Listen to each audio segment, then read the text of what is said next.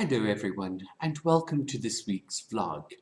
We are going to speak about props today, how you use them in the classroom, why you use them in the classroom, what is effective, what is not effective, but more importantly, how you can use a prop as an extension resource when you're teaching a normal lesson, or how you can use a prop during a taster. So, let's begin. Okay, so now we're going to speak about your teaching environment and what it looks like. You can use your teaching environment as a prop. I have some posters on the wall so that it looks a little bit bright and it has lots of different colors. On my right hand side I've got an angry bird, a Darth Vader, and then here on the left hand side I have my props table. This is just an assortment of toys that I use during a lesson. For example, there are finger puppets. If I want to demonstrate something and say, "Hello, how are you? My name is." Sometimes you find with a lot of little kids, they enjoy the idea of having little toys, and a lot of times they run to fetch their own toys to demonstrate. Here, for example, is a little monkey. On my desk, whatever I have for lunch is going to be a prop as well. For example, monkey banana. This can also be used for different colors. I've got some cue cards. These are relatively simple to make. All you need is a little bit of color paper, some clear tape, and you can make your very own flashcards. You can cut out things from magazines or pictures and use all of that. So this is a demonstration of how you use your background as a prop, and anything and everything can be used as a prop. Now to the technical teaching part. Why do we use props in a lesson? Firstly, a prop serves as something visual and tactile for the student. So they might mirror you and get their very own props or the toys that they want to show to you. The other thing is, it serves as a focal point during the lesson. It stimulates the memory and it reinforces what already been learned.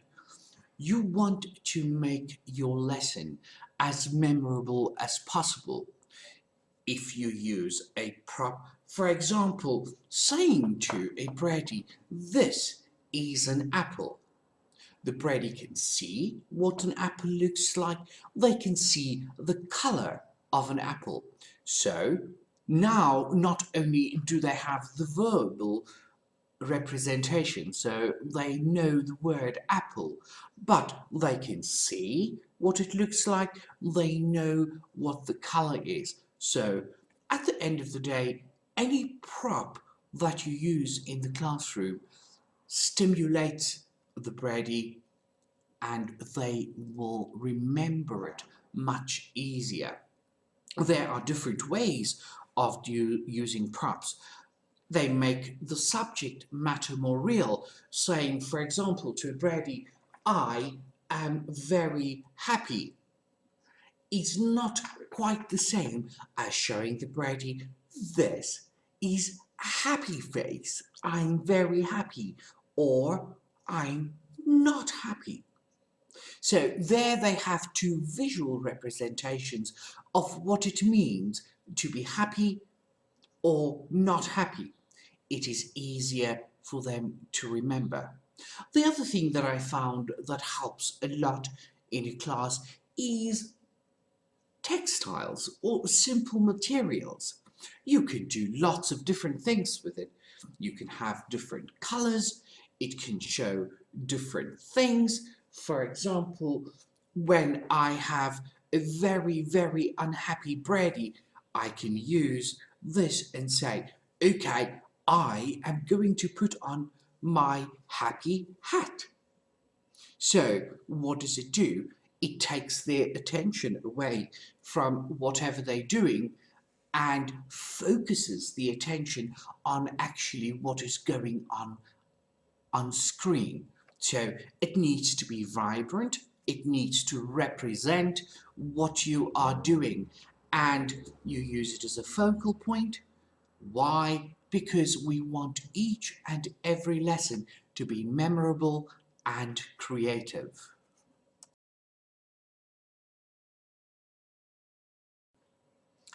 We are now going to speak about using a prop as an extension resource. We know that we have to include extension resources in each and every lesson, whether it's Picaro or CGE. So I will use the actual classroom environment to show you how you can do this from an actual CGE lesson. The purpose of this lesson is to demonstrate how the Brady sees feelings, but also to teach them how to see feelings. Of course, our first one, when we ask, how are you feeling? We see in the picture there's a little girl and she's holding a cat. You can choose any instrument that you like. In this case, I have a nice fluffy dog. I put the dog next to me. How am I feeling? I am happy. Happy? Can you say happy? Do you have a dog? Yes? No? Our next one, we see, how are you feeling? Well, he does not look happy. Let's see if we can find a face. Oh, look at this face. This looks angry. Angry. So then the Brady sees an angry face. They will remember that it is angry, and so it stays in their memory longer. The next one, we can say, hi, how are you feeling? I am feeling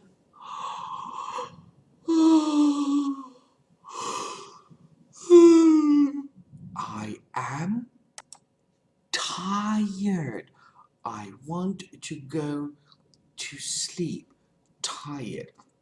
This is a visual representation of tired. If you have a young Brady, they will of course associate a teddy bear with going to sleep. Our next one was, how are you feeling? I am very, very sad. Now, there's one of two ways that you can illustrate what sad feels like. You can go, oh, no, I am very sad. Or you could use a simple prop, say in this case, a little bunny, and say, I am feeling very sad. Next one, how are you feeling? Well, this one I usually use a little monkey and a banana. And the monkey goes, oh, oh, banana, banana. And I am feeling hungry. So those are a couple of ideas of how you can use the props that you have to demonstrate actual feelings in the classroom. So, in conclusion, today we were speaking about props, how you make use of props in your classroom. Make sure that your environment is friendly and inviting. You can use that as a prop. The Brady likes to see many different colors. Next part, remember that we use a prop to stimulate memory. A Brady will remember a word or an idea that you're trying to communicate to them easier if they have a prop as a focal point, because that will make it easier to remember.